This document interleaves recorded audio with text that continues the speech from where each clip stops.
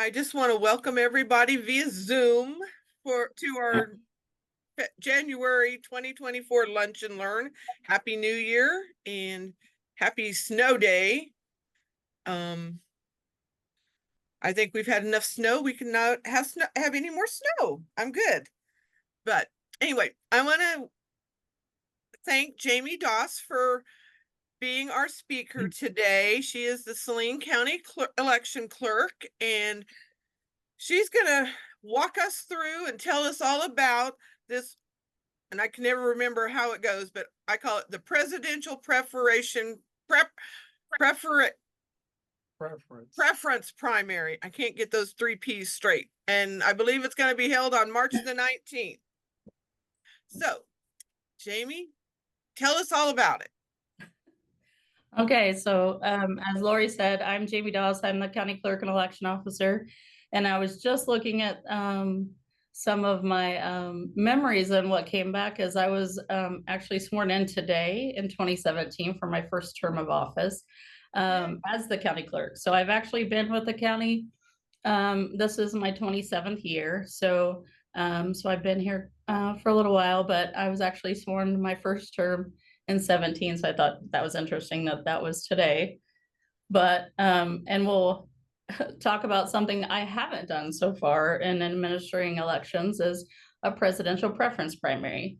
So the law was a bill was passed in 2023 to have the state run the party's caucuses. So this is the presidential preference primary. And in Kansas, we first had one. The law was passed in 1978, and we had our first presidential preference primary in 1980 on April Fool's Day. And then in 1992, that was April 7th, we had it as well. And so we haven't had one since 1992.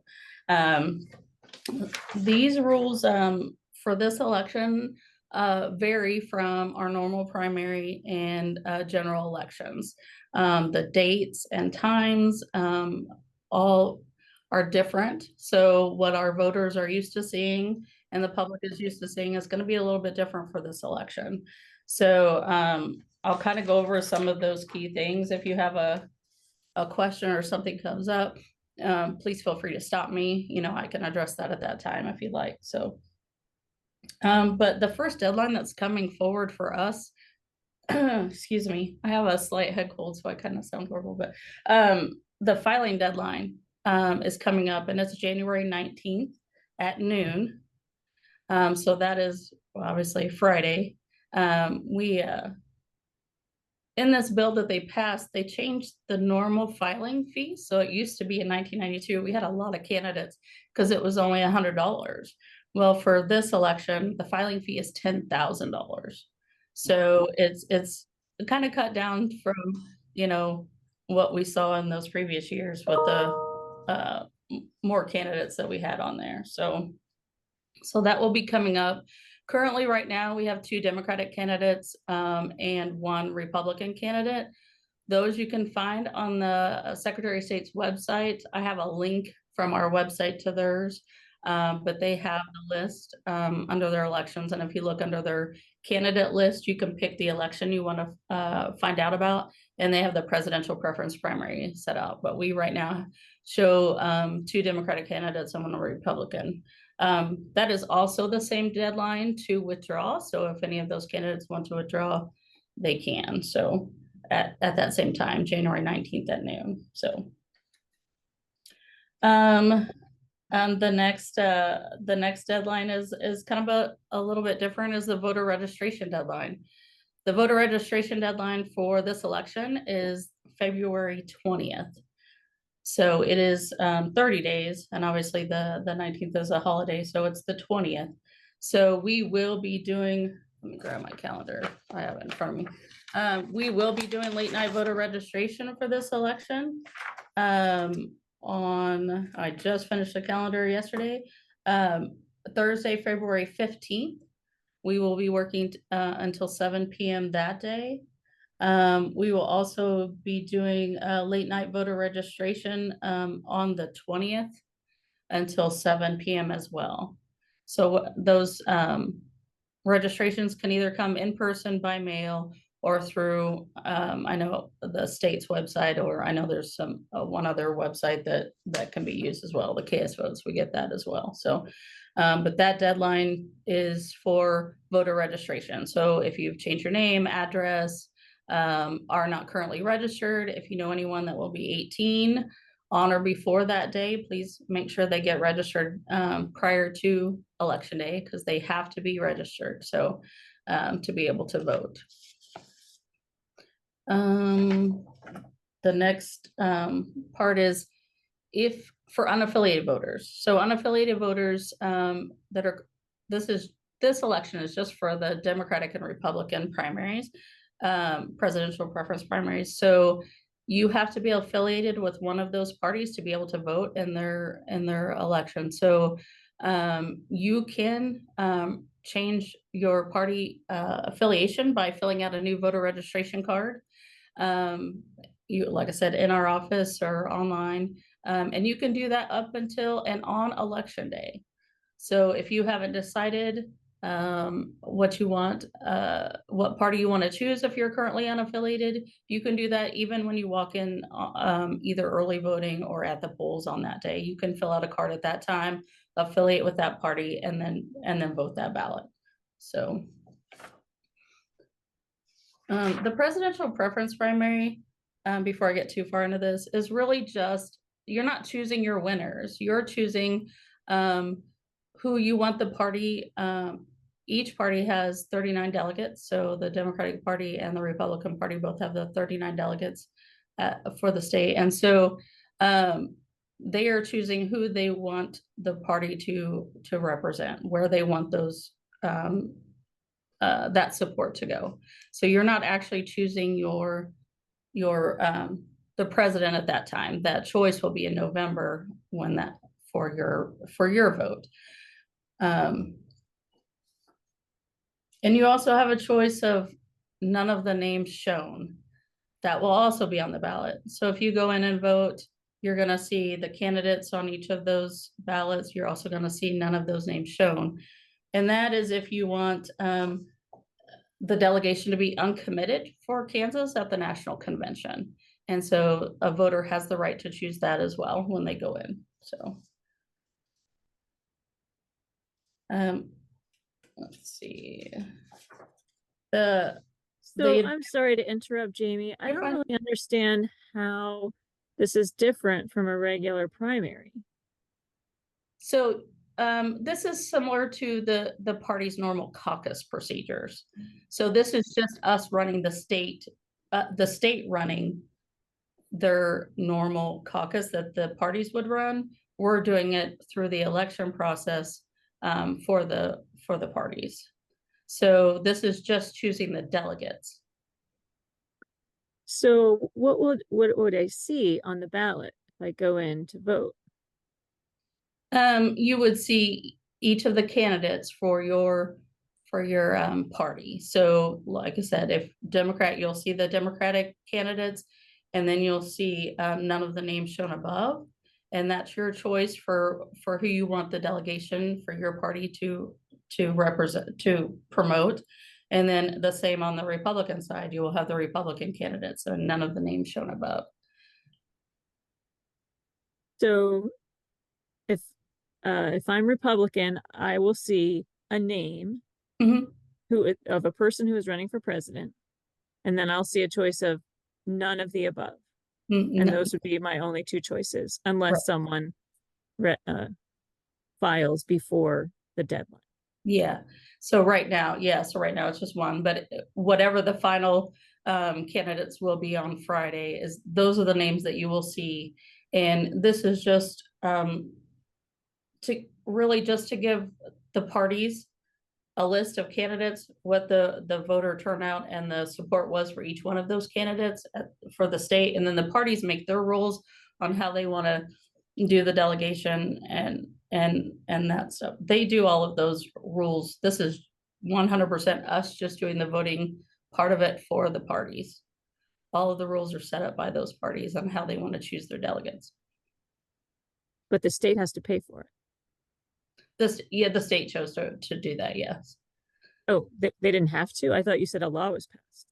Yeah, they passed the presidential preference primary bill to fund a state-run presidential preference primary.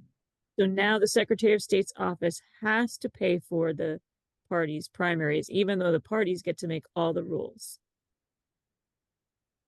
Is that right?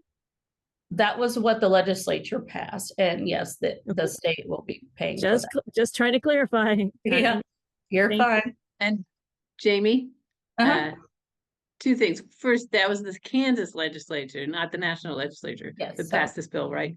Yes. Yes. And the second one question is, we have a question in the chat. If you change your party affiliation on election day, will that be a provisional ballot? No, so unaffiliateds are never provisional, whether it be in the presidential preference primary or in a normal primary, so the ones that we have in August. If you are simply changing your party, that is, you are just affiliating and then you are voting a regular ballot, you are not provisional. So that is a good question. I get that a lot. So if you happen to be unaffiliated and you moved, then you're provisional. But if you're just affiliating, you are not provisional. So that's a good question. One more, sorry. You're fine. I have lived in Kansas so long, I can't remember voting in a primary in another state. So how is this system different from a primary? Well, you're not choosing your candidate. Even though the candidate's name will be on the ballot. You're choosing your support for that candidate and what you want for the parties to support. I mean, I don't know if you've attended a caucus, but you vote for those candidates that you want. So if you have multiple, you would then be choosing, I want my party to support this candidate for the state of Kansas. Did I answer that? Well, I guess I still don't understand. If I were in a state that was having an actual primary, how would that be different? Well, we don't normally in Kansas have primaries for presidency. This is new. Normally, they have their caucuses, they do their delegation, they do the national convention, and then those get put on the ballot in November. So in an August primary, the president is never on there in Kansas. And I'm only speaking Kansas specific. So if I'm answering questions, just understand that I'm just talking Kansas law. So normally we don't have the president on the primary ballot in August. Okay, so are we having a primary election in August? Yes, we will still have a primary election in August for state and local offices. Okay, thanks. Mm-hmm. Is there any other question? We had a question. Why did the cost of registration rise so dramatically from 100 to 10,000? That all went through the legislature. I think my understanding is, obviously I wasn't there for that, but my understanding, the reason why they changed that bill was to kind of they want to make sure that the people on the ballot are serious for running for office. And I think that was the intent of that, because, for $100, I mean, not me personally, I wouldn't want that job, but for $100, why wouldn't you want your name to be on a presidential ballot? And I think that was kind of that thought, is we want to make sure that the people on the ballot actually are running for president and not just, and kind of limiting the pool of people. Because I mean, I think our candidate list for president in 92, I had it here. I actually went back and looked at our ballots. I thought it was very interesting. So in 92, I think we had, or no, this is 80. I think we had 9 Democrats and I want to say about 15 Republicans roughly that were on the ballot. So this is making sure that we're narrowing that pool to the people who actually are wanting to run at a national level.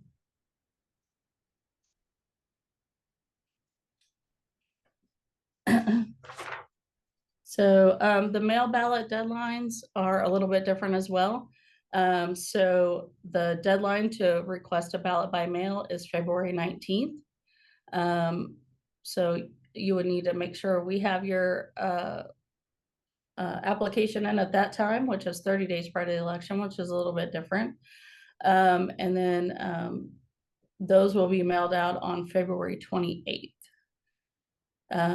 So that is, like I said, that is a little bit different. The other change is if you're returning your ballot by mail, we don't have the 3-day postmark in this election.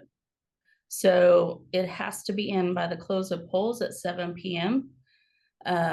So that would be, it would need to, the application deadline is February 19th. And then the ballots will be mailed out on February 28th. And they will need to be in by 7 p.m. on March 19th. So at the end of the close of polls. They can be returned to any polling location or the ballot box at the Saline County building or in our office.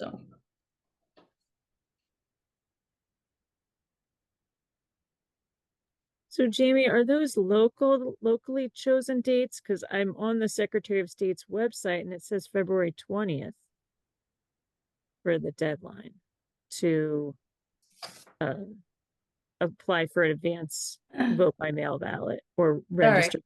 It is the 20th. I forgot it was in legal. It was originally the 19th and legal. The Secretary of State's legal changed it to the 20th. I misspoke. You are correct. Okay. Because the holiday on Monday. So thank you for pointing that out. Yes, because the offices are closed. So the 20th is the last day to apply for advance mail. Thank you for correcting me on that. Sure. The law actually does say the 19th, but they made the adjustment for the holiday. So and then but as far as the mail out on the 28th and the return on the 19th, that is still the same. I did miss that holiday there. So in-person advanced voting will also start on February 28th. And that will be in our office just as it has in the past and in our normal election. So that will be happening on the same day as the day we send out the mail ballots. We have already started programming for that election, so we should be ready to go here as soon as the candidate list is done.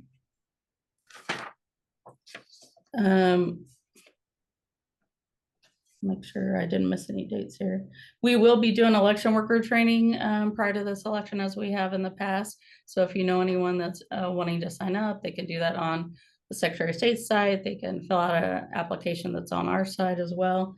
And we'll start about the 3rd week in February doing training for that. So if you're interested in that or know someone that might be, or Lori, make sure your husband gets signed up again.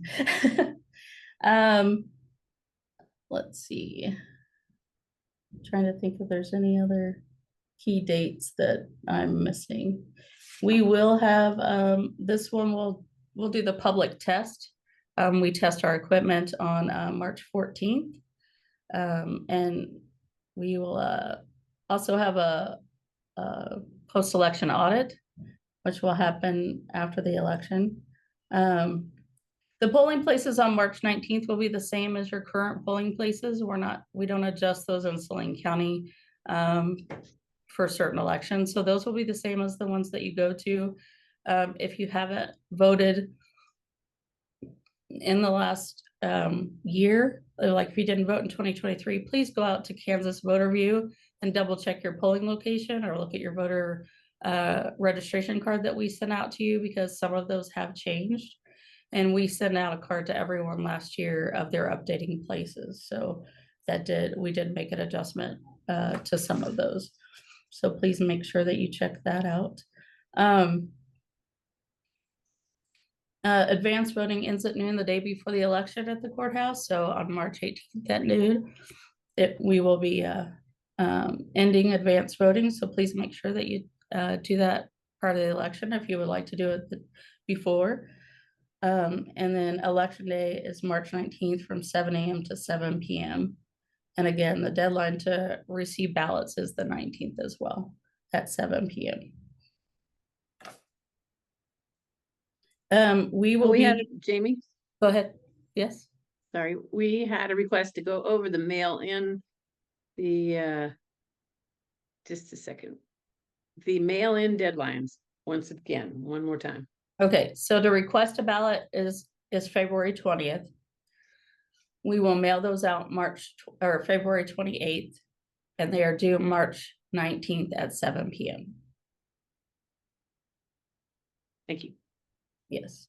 And for the so if you want to change your party, you would need to do that before the 19th, before the voter registration deadline. Only someone that is unaffiliated after the 19th can then choose to affiliate. So please be mindful of that. So that's a little bit different. And that's the way it is in the primary too, is the only ones that can change after that 19th deadline, the January 19th, or sorry, February 20th deadline, is someone that is unaffiliated.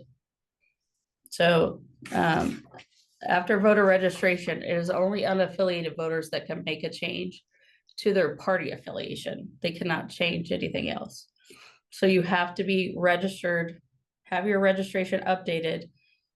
And if you are a current party now, so if you are listed as associated with a party, then if you want to change your party, you have to do that by the voter registration deadline.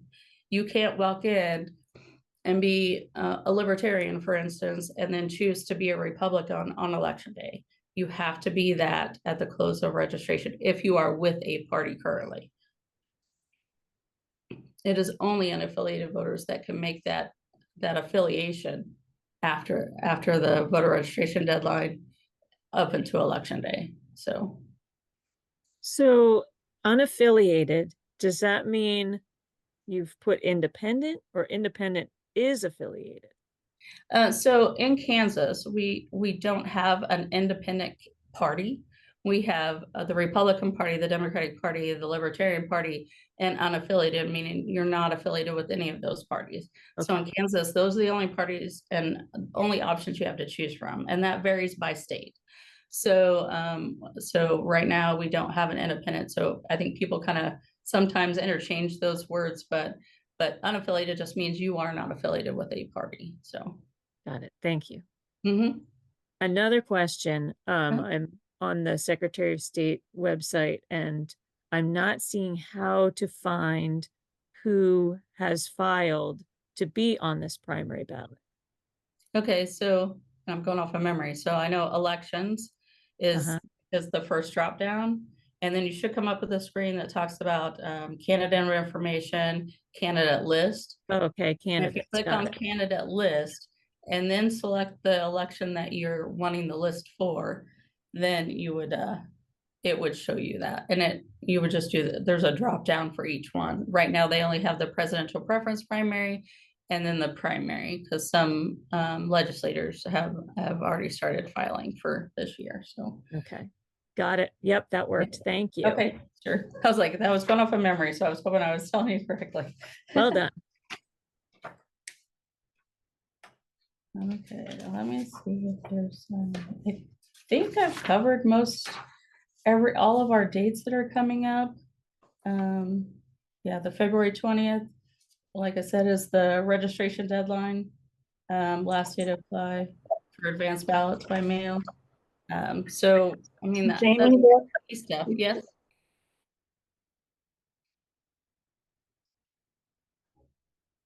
I don't know who said that. I'm sorry, Diana, I accidentally muted you. There you go. I said there are some questions in the chat for Jamie. Okay.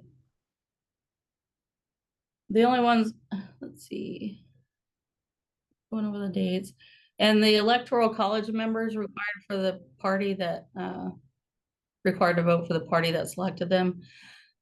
That is, I have not read over, and I'm gonna be honest, I have not read over all of the party rules that are on the state site.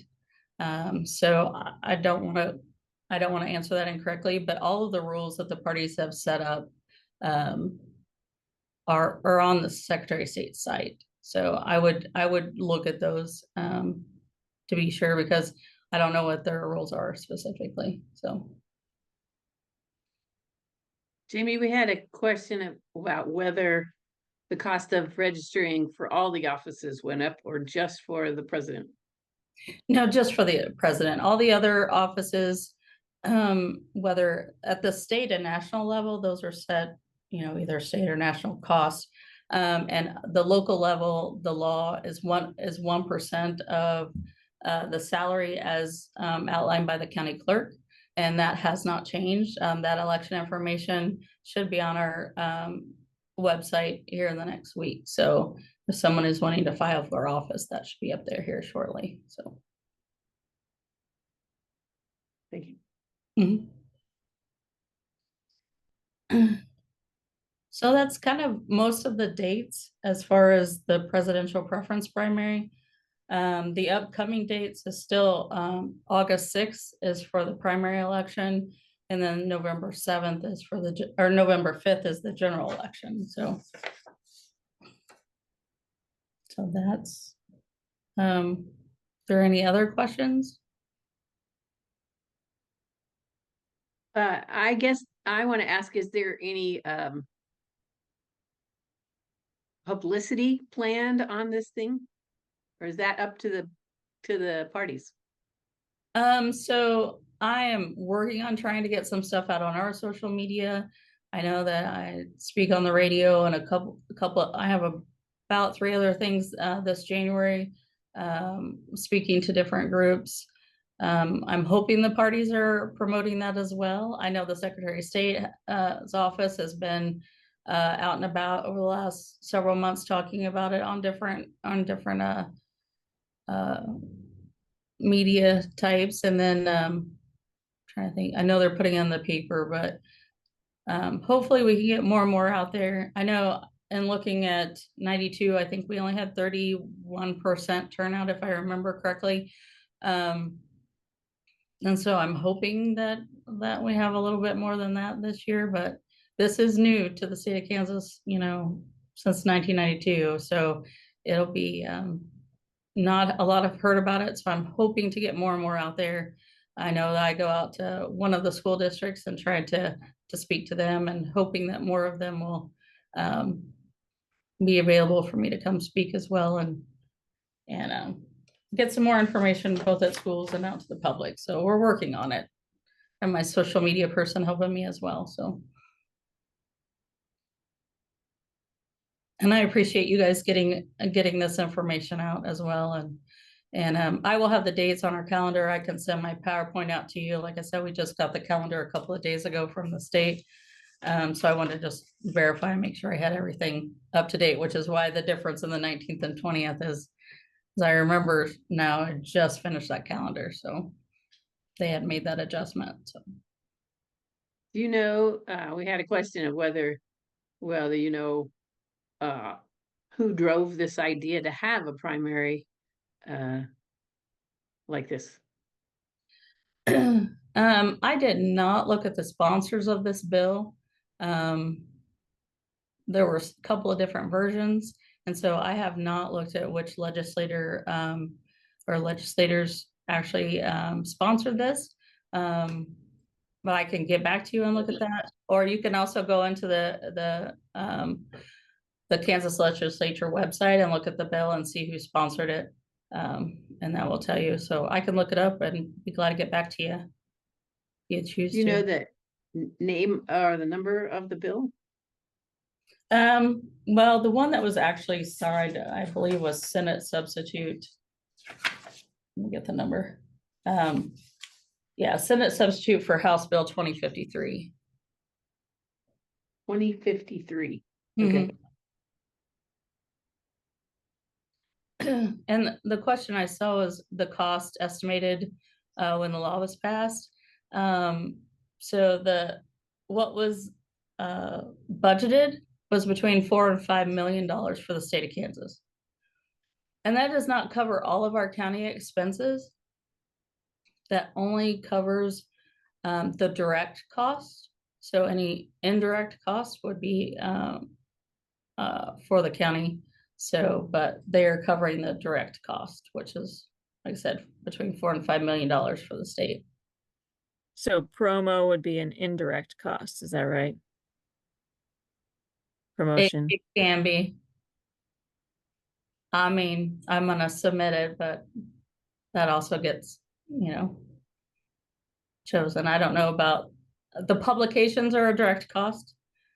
The promotion, I'm not sure if that's going to be covered or not. That's something that I'll submit, and that determination will be made at a later date. But election workers would be a direct cost. Correct. Mailings, election workers, ballots, programming, those things are all direct costs, but anything additional can be perceived as indirect costs, and that would be covered by the counties. Anything else that I'm not seeing any other questions, but anybody online here can unmute and ask a question if you want to. You had 32%, 31% and 92%, you said? Yes, that's what I read on. I had to go down to the basement and look at the old journals, which was kind of interesting. And then so that's what the turnout was. I did pretty good for a primary, really. Yeah. So that's actually what I was going to ask. What about our recent August primaries? What do those usually run turnout wise? Around that a little, or maybe even a little less. They really don't get the turnout that we normally see. Like in November, we usually see about 65%. 62 to 65 is our normal even in November. So just because we have a few minutes, I can kind of go over some of the positions that are up this year. So in August and November, obviously, we'll have the presidential preference primary in March, and then the president will be voted on in November. So that's the president. So then you have the national races. I'll start with our local races. So obviously you have some of the townships are up. So if you're from out in the county, they'll have township board members that will be up. You have all of the local, so you have the treasurer, the register of deeds, the county clerk, the sheriff, you have county attorney, and 2 of our commissioners. So commissioner districts 2 and 3 are up this year. And then we have all of our house districts, which we are a part of 69th, 71st, and 107th. That changed in 2022. So the 107th is different for us. And then we will have the Senate is up this year. So the 24th district is what we sit in. And then we have our national races, which are the congressmen and then we will have in November the judges, but those don't get put on the ballot until November. But those are Supreme Court, Court of Appeals, the district court judges that'll all be on there.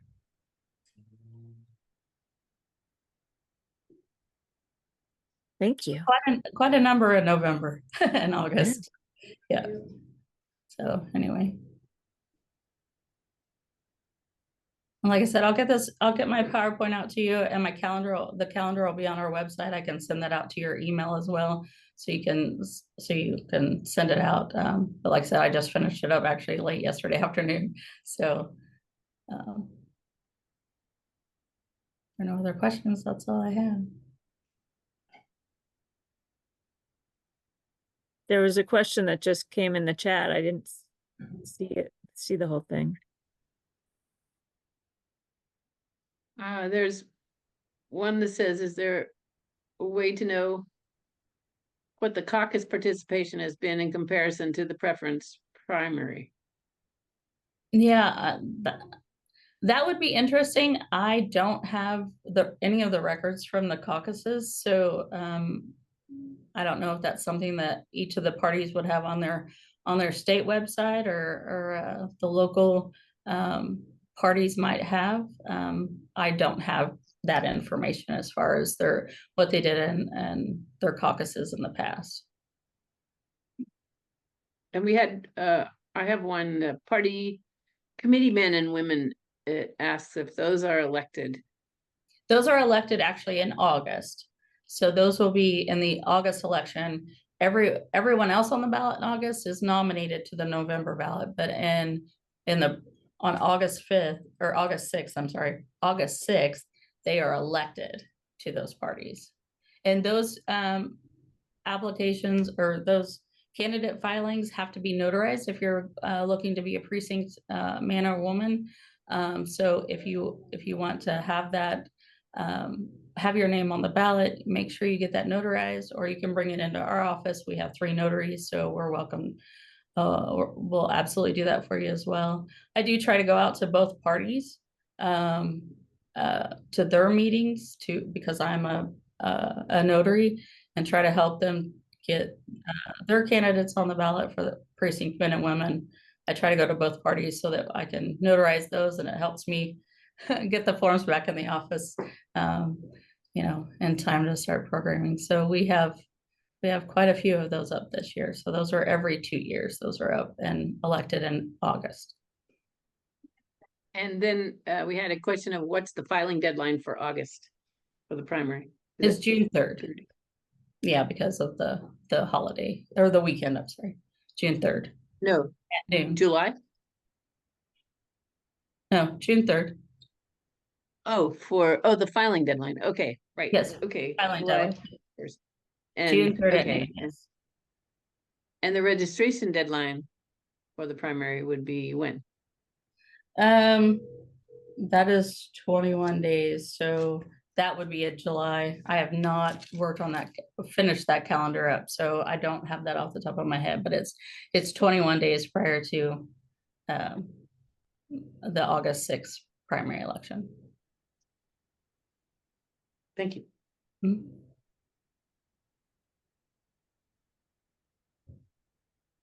Any other questions? Well, I want to thank Jamie for doing this and for walking us through what it's going to look like, since most of us probably don't remember the last time. I just want to, we have been brainstorming as a board, trying to figure out how we can get people to know about it. So we're going to be doing some more, maybe doing some car caravans with signs about the election, so people know, and social media as well. So whatever we can do to help you, Jamie.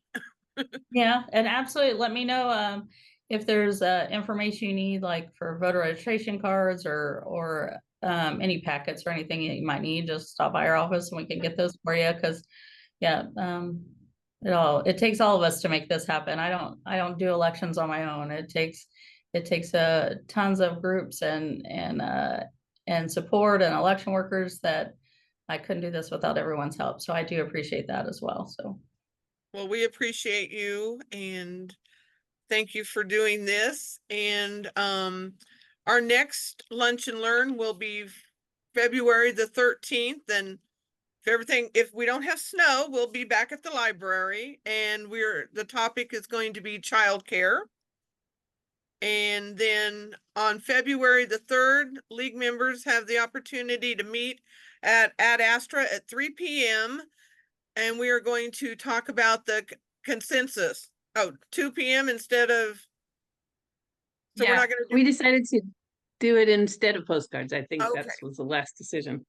Okay, so it's on the state's league study about the election position that the league has. And Administration. election administration. So we're going to talk about it and get a concurrence, because we will be voting on that at the state council in April in Lawrence. So I don't think I have anything else. I just want to thank everybody for jumping on, and hope everybody's staying warm and safe with this almost 7 inches of snow we got. So So thanks, everybody.